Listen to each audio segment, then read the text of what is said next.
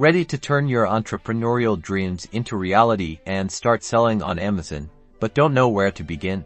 First, you'll need to create an Amazon Seller Central account. Head over to Seller Central.com and sign up for either an individual or professional plan based on your anticipated sales volume.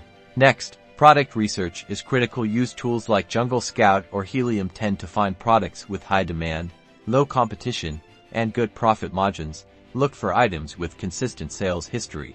Now, create a compelling product listing. Use high-quality images, write detailed and keyword-rich descriptions, and optimize your title and bullet points to attract potential customers. Once you make a sale, Amazon takes care of the shipping for you with FBA.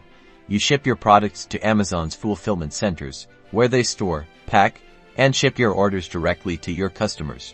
Amazon handles customer service, returns, and refunds, freeing up your time to focus on growing your business and sourcing new products. Track your sales, analyze your data, and continuously optimize your listings and marketing efforts to maximize your profits. Now get started and build your empire. Don't forget to subscribe for more e-commerce tips.